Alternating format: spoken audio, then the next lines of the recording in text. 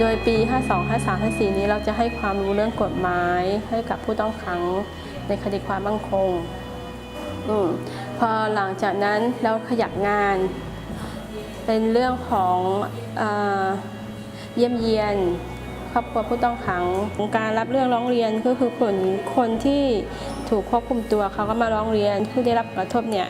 บางทีเขาถูกควบคุมตัวครอบครัวเขาก็ยังไม่สามารถจะรู้ได้ว่าตอนนี้สามีเขาลูกชายเขา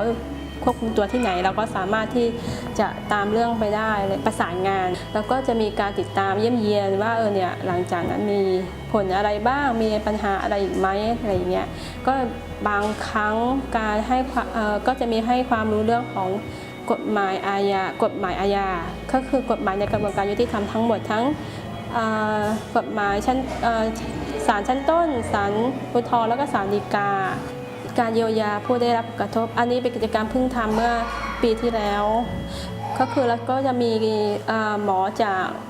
ต่างประเทศเป็นนักจิตนะหมอจากต่างประเทศที่ทำเรื่องการทรมาคือผู้ที่ได้รับผลกระทบทางด้านจิตใจอย่างรุนแรงนะก็มาเยียวยารักษามีการเขาเรียกว่า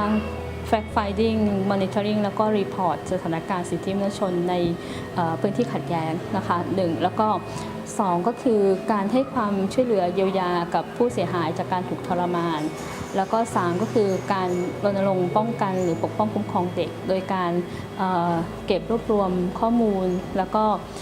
เปิดเผยแพร่เพื่อที่จะเห็นว่ามันมีปัญหาการละเมิดสิทธิเด็กอย่างไรบ้างซึ่งเราก็จะมีรายงานทุกปี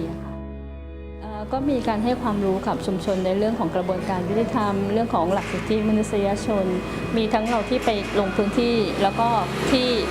กิจกรรมในจังหวัดอะไรลักษณะนี้ให้ความรู้เรื่องกับครูกับเด็กในโรงเรียนตาดิกากับโรงเรียนประถมโรงเรียนสามัญทั่วไปเรื่องสิทธิเด็ก